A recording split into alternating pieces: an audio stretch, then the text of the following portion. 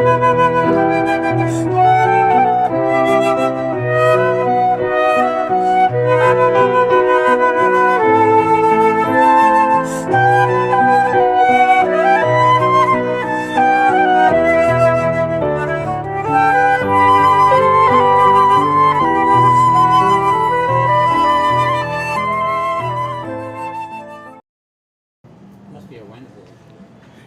everyone, we are live. Welcome to Torah with your host, Rabbi Anibal. And welcome also, hello Jerome. Hello. Leon. Hello everyone. Howie, welcome. Yeah, Welcome. So it's great to have people in the room. Plus, we welcome in advance all the people who are going to come to say hello to our friends during the class. So, how is everybody? How is Glenn? How is David? Who else is there? If you're there, please say hello, so we can see your name in the chat. I always like to know who is there. Who is there? So, Parsha for this week is Tisa. What is the most important thing of Tisa? Why are you looking at me? You're the one who knows it. What is the most iconic thing of Tisa? Oh my. The golden calf. Oh, okay. We are not going to study that anyway, because I almost never talk about the thing that everybody knows, right? Yeah. I try to bring different things, like, you know me. We'll do different things. So, but I think I have a good class on Tisa, on a minor thing, but nevertheless, very important. Priscilla is here. Hello, Priscilla. What, sorry? Why did Moshe wear a mask? A mask? Yeah. I don't know where you read that about the mask. It was right at the end of the Haftarah for the middle one, like I told you. Maybe it was a pandemic. That's what I think. And that's what it says, I'll call Israel. And he took off the mask and his face shone. I don't know. Anyway, yeah, I remember reading this connection during the pandemic. Somebody mentioned it. So yeah. So anyway. So we are going to study the Parsha. So welcome to all of you online. Welcome to you in person. We are going to go right away into this fascinating thing. Okay. I'm going to. Why it doesn't work? Here. So one of the things that we know is golden calf. God was angry. God wanted to wipe out the people of Israel, right? And Moses said no. Right? No. So this is when, remember we studied last week, when Moshe says, if you are going to wipe them out, erase me from your book. Right. And that was last week's parsha. The name of Moses was not mentioned. So, what is fascinating is how Moses was able to transform a negative situation into a positive experience for himself, at least, and for us, because what happened was recorded in the Torah, and we benefit from it. And it's when Moses asked God to reveal to Moses God's essence. It's fascinating. I think it's something that is a common denominator from all religions, trying to understand how the divine operates. Wouldn't that be amazing if we can actually understand how God operates? Then we'd be divine. Well, nevertheless, we try. That is also one of the things that Kabbalah tried to do, trying to understand how God relates to the world, how God navigates this separation between the infinite and the finite. Because the infinite and the finite cannot coexist in one space. Things are either infinite or finite, can be both. So we don't know how, but in order for that to exist, the two, infinite and finite, we believe that there are layers of separation, right? Some of the layers are more finite and some of the layers are more infinite, but it's some kind of in between that we don't understand, right? But the Kabbalah nevertheless tries to understand all those layers, and the more you understand how God operates. Okay? So this is one of the things when Moses asked God, show me your glory. Please, where? Over there, right there. Uh-oh. I need a friendly face. Hi. Belle is You here. hear what's happening at the University of Manitoba? Yes, we'll talk after. We have people online. You're on camera. We are Torah Chaim. So but you can study Torah with all of us. Hi, Randy. Welcome to the class. So they took the gold from Egypt when they left. Yeah, that's how they got the gold for the golden calf. But it says, Moses asked God, show me your glory.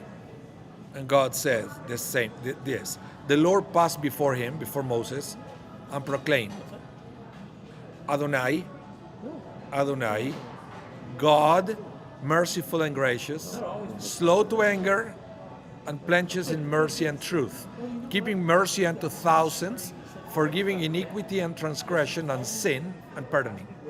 Sounds familiar? Yes, we sing it during the Torah service for festivals when it's not Shabbat, and also for the high holidays when it's not Shabbat. Usually the choir sing it if you got to share Zedek. And it's Adonai Adonai, El Rahum Vechanum, Ere Hapayim Berav Chesed Ve'emet, Notzer Chesed Lalafim, Noseavon Bafesha Vechata Venake. But there is a difference between the way we say it in the synagogue and the way it's written in this week's parsha. Okay. In the synagogue we said Vechata Ve Nake. Yeah. In the Torah says Vechata Venake Lo Yenake. So basically it said I'm pardoning, not pardoning. It's different. Sorry. But in the synagogue, we conveniently cut the verse in half. So we'll finish with God says, and God will pardon. Positive note. But if you continue reading in the Hebrew, is pardon? No. Right? We still have to explain that. Why is that? So if you read the English, it is funny. Welcome, Holly. Welcome to the class. And Amparo is here too. Welcome. So what is funny is the English try to justify the cutting as follows, because it says here, forgiving iniquity and transgression and sin and pardoning. But he won't pardon the guilty. Okay, so they're splitting the words differently. Venake. Lo inake pokedavon. It's almost like in Hebrew, when you read the phrase with a comma or without a comma, could totally change the thing. And in Hebrew, there are no dots, no commas, no nekudot. So basically, you can play with this. And that's what the rabbis did conveniently, to read that God will pardon all of us, right? But know those that do certain sins. So, we know that there are certain situations that God will not exonerate you. It doesn't matter if you do teshuva. But that's the thing. David Grossman says, yes, I said, they took the gold from Egypt when they left. I said, yes, from whom? From the Egyptians. Yeah, they took all the riches from the Egyptians as a payment for all the years as slaves. Absolutely. So, let's continue here. And pardoning. We finished here on the Siddur. The Torah continues, but he won't pardon the guilty. visiting the iniquity of the fathers upon the children and the children's children for the third and fourth generation. Okay? Which is interesting because in other parts of Scripture, we say that you're responsible for your own sins, not for your parents' sins. So how can you explain this? There are certain things that are beyond redemption. Or there are certain things that is up to us to repair. Because let's put it this way. I think this description of visiting the iniquity of the father upon the children, okay, is real life. We don't realize that sometimes the way we are is thanks, and when I say thanks is, I'm using quotation marks here, thanks to dysfunction in our families that comes from many generations in the past. And I've seen it all the time. You have, let's say, abusive parents, right? But you don't realize that they were probably abused by their own parents. And they were at the same time abused. So it continues.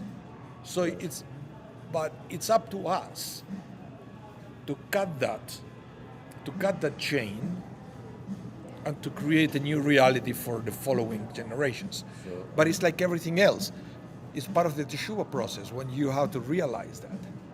it's sort of like some of the children of the Nazis have become very pro-Israel and pro-Judaism and renounced everything that the parents did. They're doing that type of thing. Yeah, but it will never happen if they wouldn't accept it first. Right. It's like in any process of Teshuvah. And we study about this when we study the High Holidays, right? When you do Teshuvah, when you repent, first you have to stop doing whatever you're doing, Yeah. and you have to feel remorse for what you did and promise never to do it again. And then there are certain things that we can fix. I said, I owe you money, I go pay you back, right? Yeah. But there are certain things that if you recognize in yourself certain abusive behavior, that then you realize, oh, now I understand why, right? I thought this was normal because that's what I experienced at home, but I realized that it's not, Yeah. right? But there is not much you can do about it anymore, except never do it again Right. and teach your children better. So, but it's important. At one point, we have to do it. And how do we do that? Also by understanding these attributes of mercy of God. Because sometimes we think it this way, and this is what is fascinating to me. We always think about what we did, right? And we read all this same way. Well, I want you to forgive me the way God is forgiving the Jewish people. But at one point we say, I forgive the ones before me. I'm the one forgiving others, the way I want others to forgive me. We never do that. It's very difficult to let go. Very difficult to let go. But we always want others to let go. Right? Yeah. We always want others to let go. When some people keep remembering you, how badly you treated them, and say, okay, come on, dude, let it go. Well, are you letting it go from other people or from other things? Or you also keep grudges within you? Here we have the biggest sin of the people of Israel, the golden calf. And yet, God is forgiving them. Okay? So what are these attributes? By the way, this Adonai that we see in synagogue is called the 13 attributes of mercy. Okay? There is a song that the choir is to sing, remember? What is it? El Melech Yoshev. El Melech Yoshua Kiseh Rachamim. That one mentioned the 13 attributes. And then, "Atatara b'ne'emar v'shem Adonai, Adonai, Adonai el Rachum." It's an introduction. So, I want to study with all of you all these attributes of mercy one by one. Because you will notice something that it starts with it says Adonai, Adonai. Why the repetition?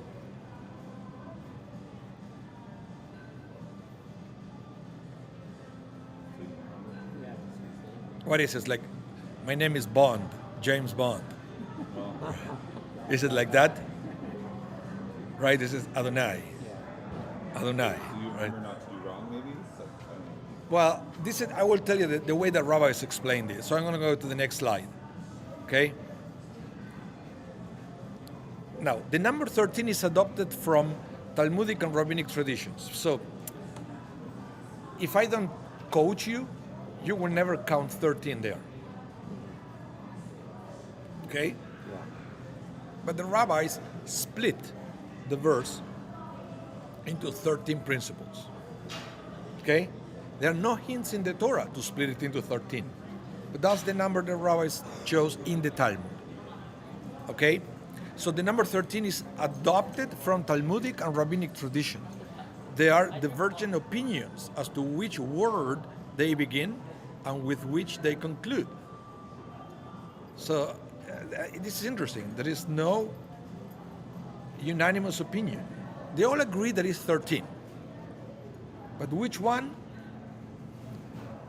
Yeah. So according to some, the 13 attributes begin with the first Adonai in verse 6 and end with the word Venakeh in verse 7. Okay, so this is the most common interpretation, and that's the one I'm going to share with you.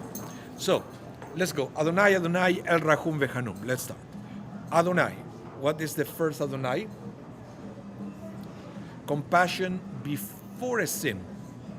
Oh, okay. Well, you will expect, okay, why do I need compassion before I sin, right? But I believe that it's always good to go through life feeling that God is merciful, even if you didn't do anything. That God forbid you do something, you should not expect a lightning bolt crushing you. But it also shows that there is a positive before you do a sin. There is a positive way of looking at it, the perception. So it isn't you did something, it's more like, I know that you possibly could do something bad, but I'll look at that objectively when it happens. Yeah. Oh, look at this here. Rocky Pollack is here. And Maria is here as well. Welcome. So mnemonic like the 13 here, good teaching tool, okay? So, in other words, this compassion before a person sins is almost like saying the medicine is there before you get sick. Okay, that's a good way of putting it. So that gives you confidence. It's just, we all felt like that during the pandemic. It was not the same going outside before and after the vaccine. The vaccine will give you the confidence that God forbid you get sick. Well, You have a chance. you have a chance, right? Before that, you say, who knew? So this first Adonai is the one that is before. Then the second Adonai is compassion after the transgression. Okay? The one who, you fall. Transgression is falling. Is the one that you said, are you okay? Did you hurt? Right? Yeah. It's not going to say, how dare you doing that? Or like this. Have you ever seen the power slap? Do you see the power slap competitions? You don't know what that is? It's the craziest American thing where people compete. It's one-on-one, and it's slapping the face of the other person. And you stay upright.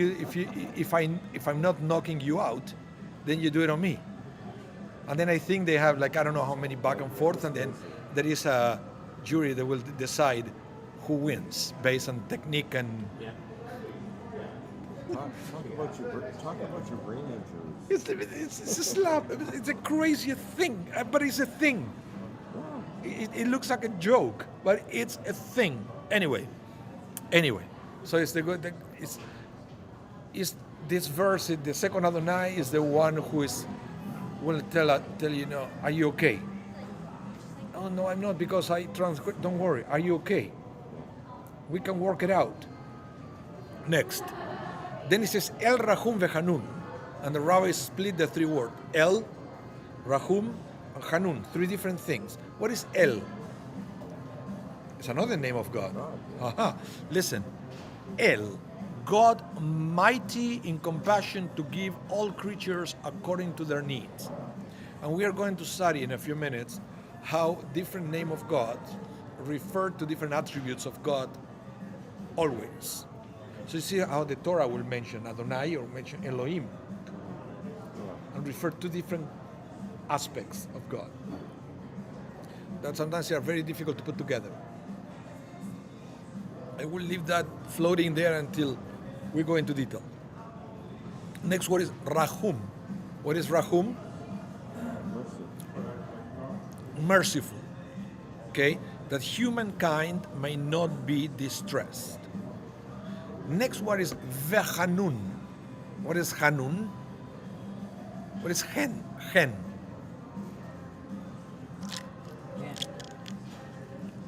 Hen. What is it, Hen, in Hebrew?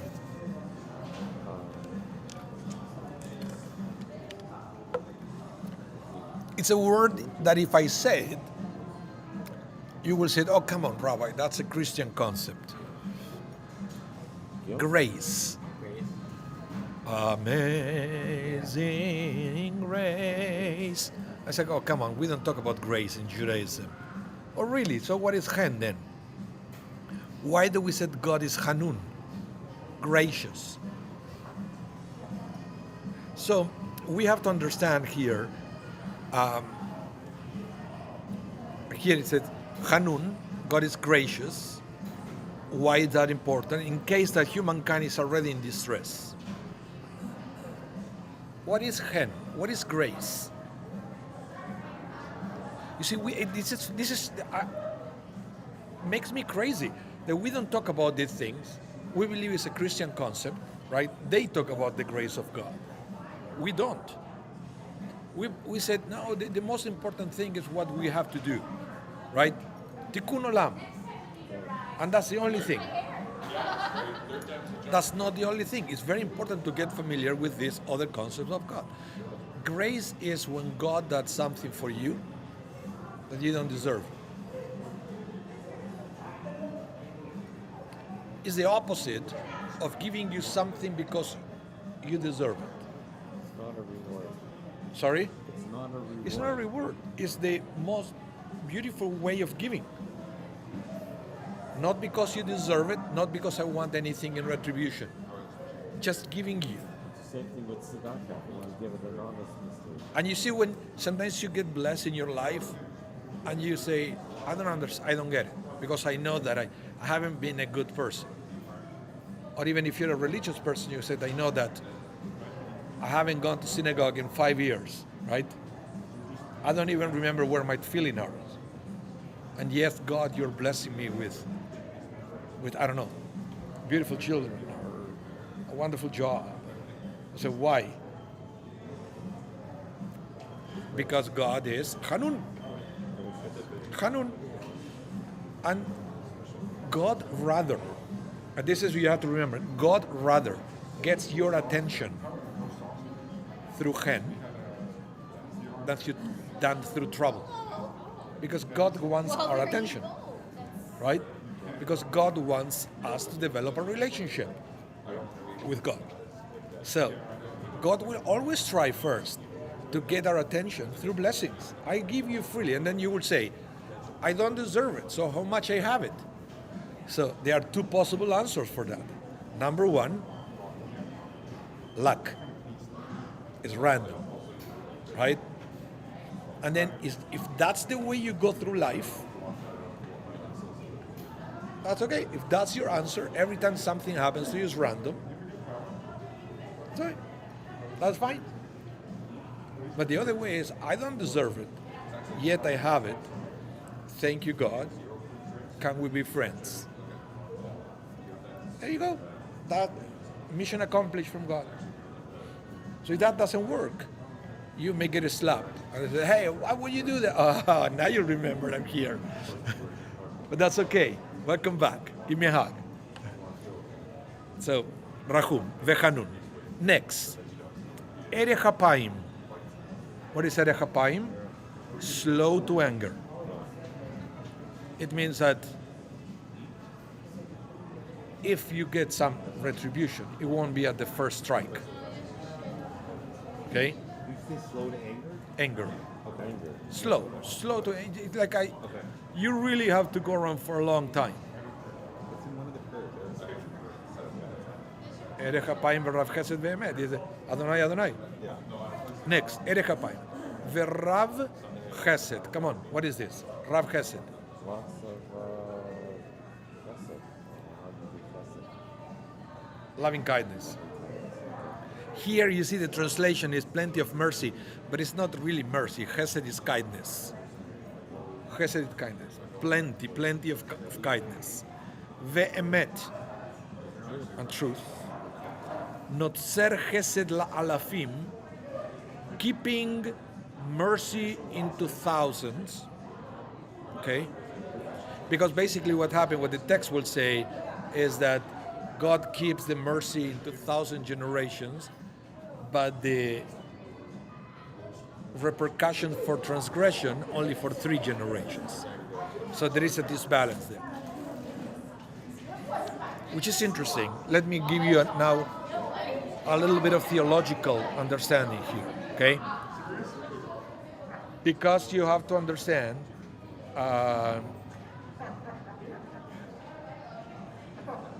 that every time you do an act of chesed, right, you're making a deposit into this mitzvah account that is going to be enjoyed for 1,000 generations in the future. So, which means, if you continue with this logic and this theology, which means is that if you are enjoying something that you don't deserve, because that may be in merit of something that your mother did, right? And her act of chesed went into this generational bank account, and you are collecting. But your obligation is to keep making deposit, otherwise it's going to dry out. So you never know who's going to benefit for something that you do today. David Grossman uses sort of like professional wrestling. Oh, I don't understand why professional wrestling. Don't make me start, because I love professional wrestling, but I don't see the connection. So David, you have to expand on that one. Let's continue. Nose avon, forgiving iniquity. Avonim. Avon is because there are many synonyms for transgression. You have chet, avon,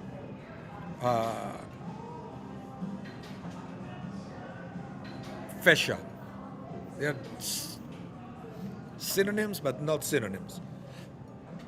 Everyone is a little bit different, and I can't remember all the details, but each one is a little bit different from the other. Implies different things. Oh, David Grossman said the power slapping. Okay.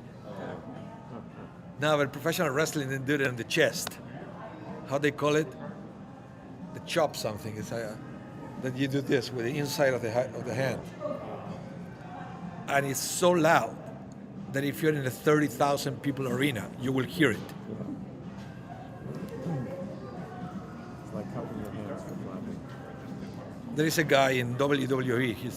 His stage name is Gunther, the Austrian guy. He has the loudest thing, and then all the other wrestlers complain how much it hurts when he goes. Okay, let's continue. And then bafesha and transgression, vechata and sin, venake, pardoning. Okay? So now let's expand a little bit on each one of these things. Adonai, Adonai. Let's go over first and second attributes, okay? The two Adonais. And listen to this. What time you wanted to give it to me? Sorry? Sure. Okay. So Adonai, Adonai represent the totality of all creation. Oh, David Wilder is here. Now I have to be careful what I say because he will correct me. Up to this point, I was able to, you know. It's stringing us along. I'm sorry, my parents said I should have the issue of education. I was selling them, you know, snake oil for now, but you came and I can't do that I anymore. don't think you can sell snake oil to this one. Okay, come on, guys. I will read it. We are studying the 13 attributes, the Adonai, Adonai. So Adonai and Adonai, attributes now 1 and 2, represents the totality of creation, both the underlying uniformity that continually manifests itself in the potential for the moral history and future of humankind, and the diversity we see, which is simply a manifestation of the free will God has given to us. Yet, Adonai remains Adonai. So, I always try to be careful how far I go into these Kabbalistic concepts, because it could be a little intimidating for people who were never exposed to Kabbalah, right? One of the things that Kabbalah put a lot of emphasis is in the concept that this world is the world of duality. Before the world was created, the only thing that existed was Oneness. the oneness of God. You know, when we say Shema Israel Adonai Eloheinu Adonai, Echad, one. The only thing that is one is God. Once God created this world, what was created with that? The number 2. What is the first letter of the Torah? Bet. Bereshit bara Elohim. So the Torah starts with the number 2. Okay? It's not a little thing. It's not a little detail. This one. So this world is dual. So one of the explanations of what it says Adonai Adonai is, number one, because that could be our perception, right? Because we perceive everything as dual. Everything is dual. Light, darkness, good, evil, tall, short.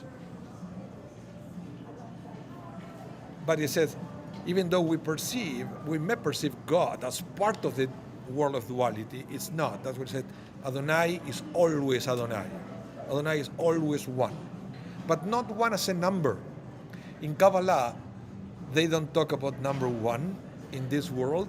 They talk about half of the 2 to distinguish. You know, the number 1 in Kabbalah is half of the 2, half of the number 2. It's a different concept, right? Okay, let's continue. Yet Adonai remains Adonai, ruling the world in a way that encourages us to achieve happiness and salvation. That means to save ourselves from all that would degrade and destroy us. This inherent goodness of God and His creation manifests itself as, and then we are going to continue, but you have to understand something. Every time that we use the name Adonai, spelled Yud Hey Vav Hey, we are referring to God as a personal God. What is the opposite of a personal God? No. Personal God. Oh, okay. What is the opposite of a personal God? Sorry? Or Public God. it's usually said that you have the personal God versus the universal God, or the God of nature, okay, or the the God as a macro manager versus a micro manager, the one that is close to us. So when we make this connection with God, when we develop a relationship with God, we are saying that we are establishing a connection with Adonai. Okay? The macro manager God is Elohim. That's the God in nature. It's almost like it's the one that doesn't care if you are Howie and you are David. It's right there in the name. Elohim is our, is a plural. But it's coming from Adonai is a singular, is But it's our. coming from El. The word El, it means the universal, and it's the one who's not into the details. Hi. El doesn't go into details. Adonai knows everything about you. About you. Right, because it's my God. Yeah, but El is the one that, keeps the planet moving, keeps the cycles of nature, that kind of thing. So, I just say the suffix is also are very tough. So let's continue with this. Now, then it says El, okay? El is the source of all energy and living giving force, which is given to us purely as a gift from the Creator. It's, it's the energy of God flowing around. And it's something that is moving there regardless of what you do or you don't do. Nature won't change, right? It will keep moving. So it's interesting because some people believe in Adonai, some people believe in Elohim, some people don't believe in anything. But I mean, within the religious people, have you ever heard the expression, yeah, I believe in God in nature, but I don't believe in a personal God? I heard that. I had a teacher at Ramah, a secular Israeli, who said you can take out the name of God in every single place in the Torah and replace it with Teva, nature, and it wouldn't change a thing. Yeah, well, but it's because and other people, they believe only in a personal God. And that's all they do. The God that they talk and ask for everything they need or they want. I wish we could pray to God for what we need, but unfortunately we usually pray to God for what we want, which is not the same.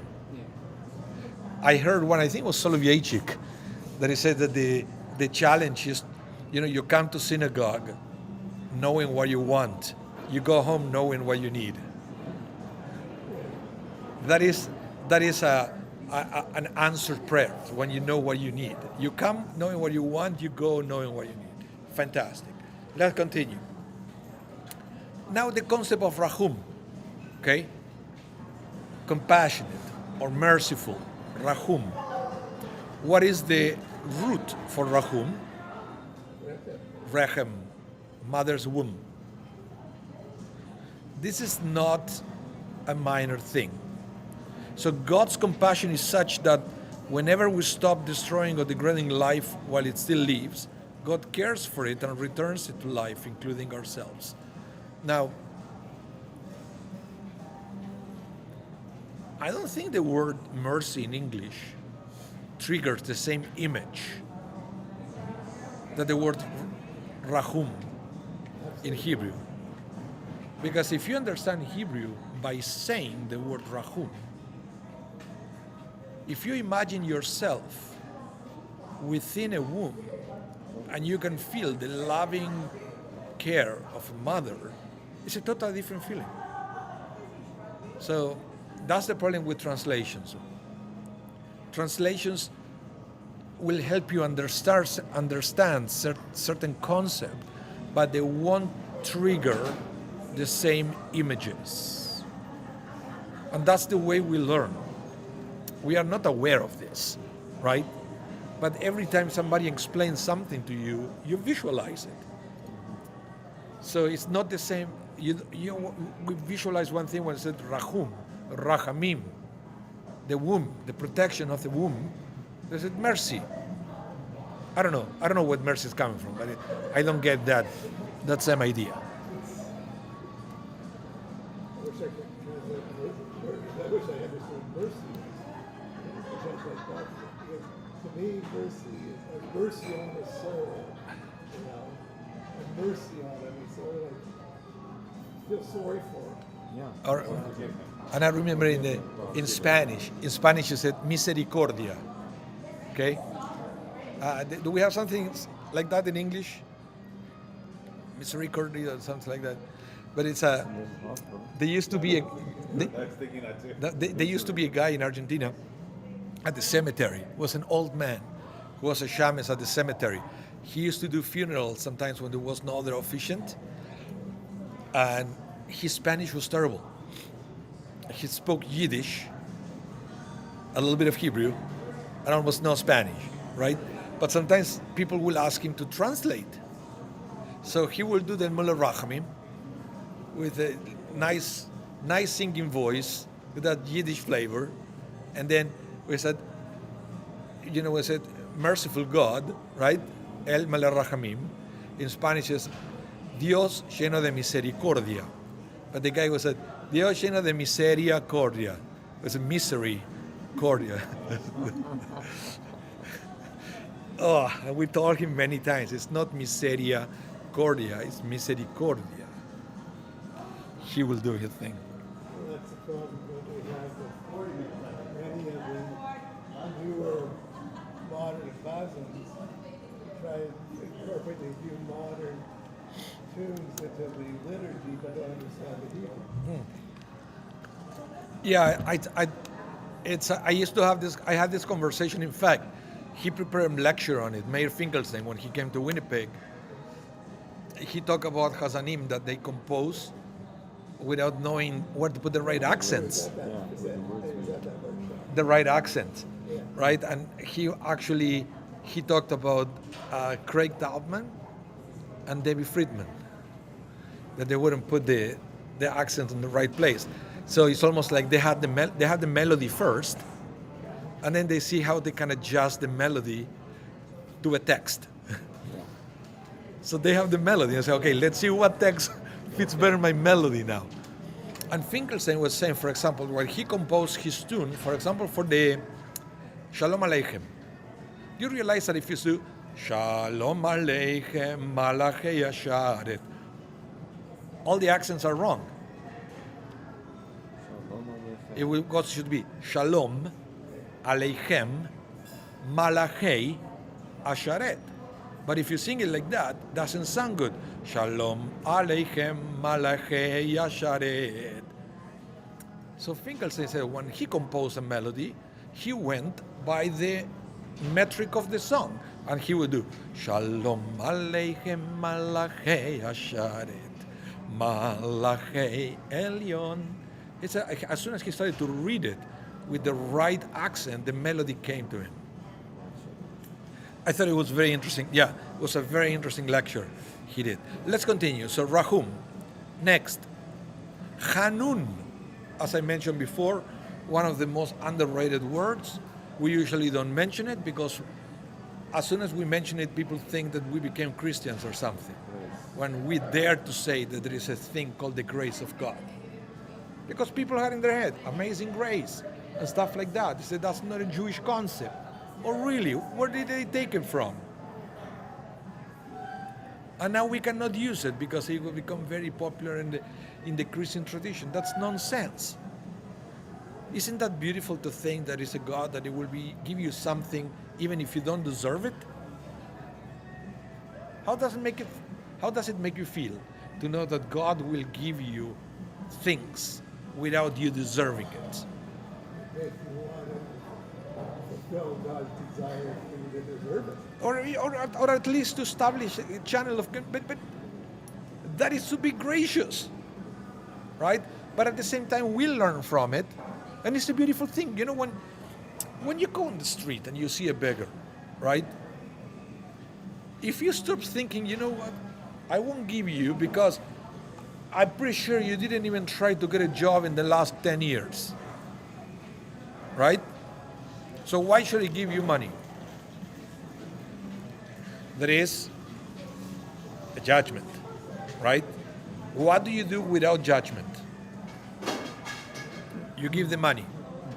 Does he deserve it? Probably not. It doesn't matter. You don't even think that the person doesn't deserve it. You just give. That is an act of grace. That is an act of grace. There is no judgment. So Hanun comes from the root Het Nun Nun. We also derive Hanan, also the clouds, right? And remember the cloud, especially the cloud that was accompanying the people of Israel in the desert, cloud of glory, right? Sorry? That's Amnon. Anan. Yeah. But they call it Hanan, is the dispensing cloud. So God's energizing of the creation knows no limits. Giving, no limits, just giving. God endlessly replenishes it, which of course we take for granted. But we don't stop to think, why? Why do I get what I get if I don't deserve it? Oh, because God loves me. God gives me for free. That's what it takes. Let's continue. Number 6, Erech Hapaim, slow to anger.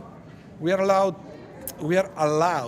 time to overcome our weaknesses and to learn slowly how to use the powers we've been given to uplift morally our own lives and the lives of those with whom we come into contact. That's why it's slow in anger. We need time to figure things out. You need time to figure things out? Of course. I give it to you.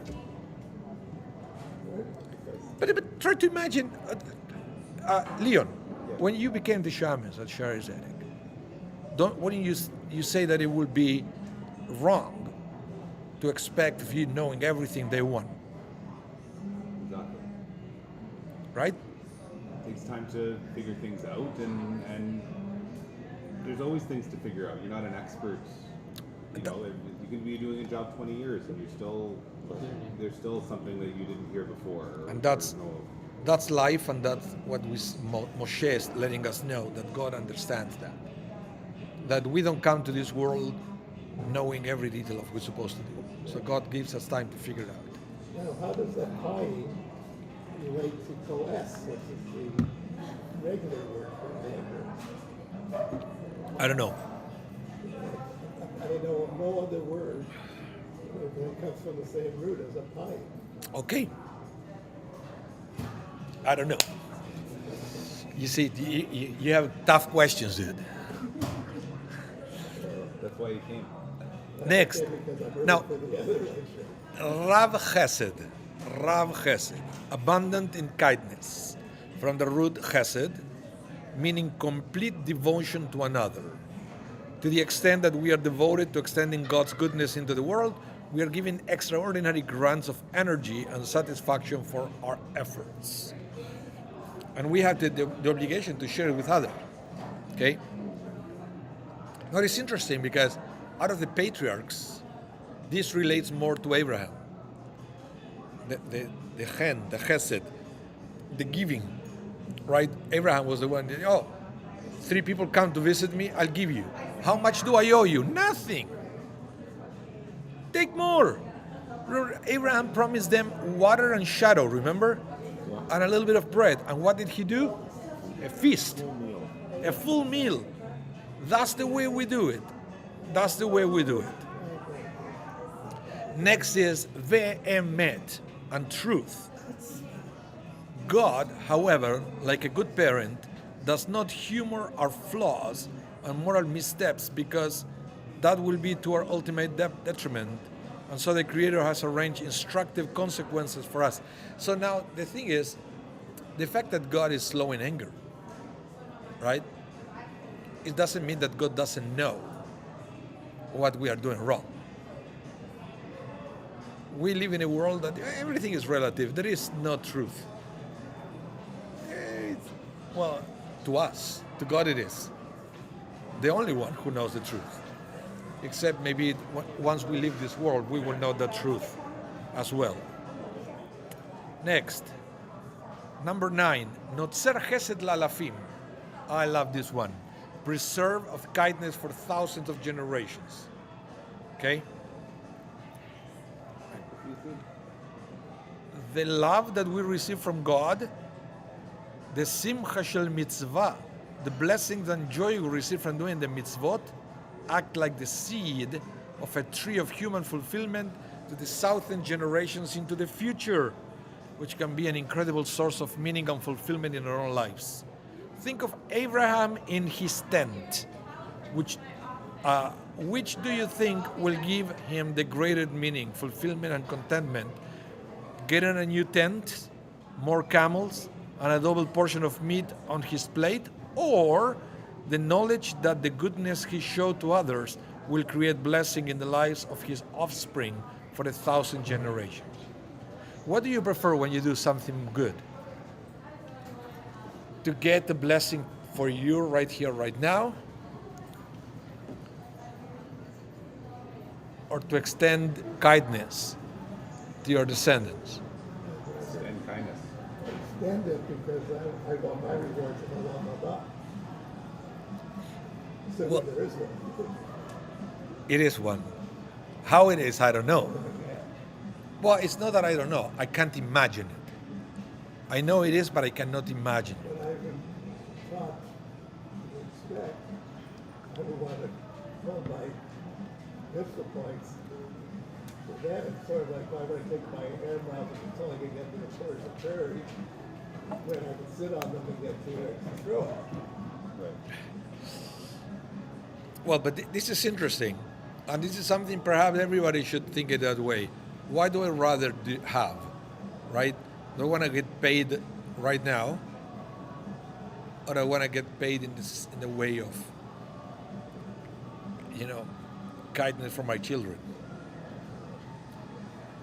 First thing, you're not doing these actions, the payment.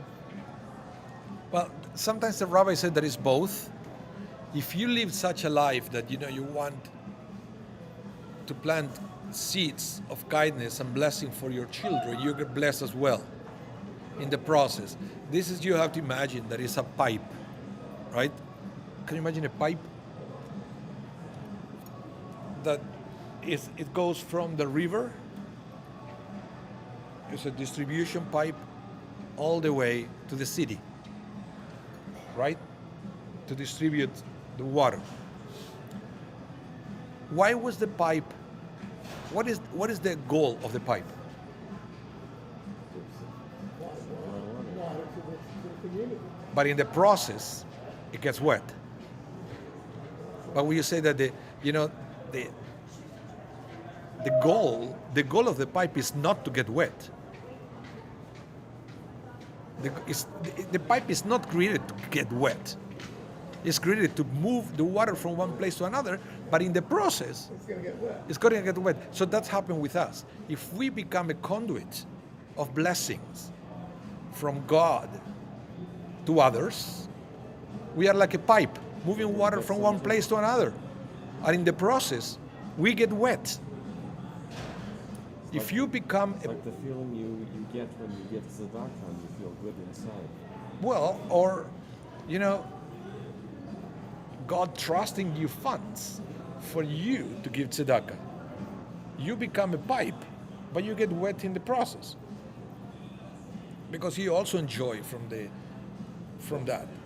Because it's a percentage that we give away. So, but Rocky said can't follow. What is it you can't follow, Rocky? About the pipe? To me, it's one of the most beautiful analogies, the pipe.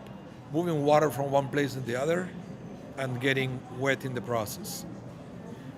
While getting wet is not the goal of the pipe, it happens. It's part of the process. So that's the way it is. Let's continue with number 10, 11, and 12. Oh, Rocky said can't hear. Can you hear me now?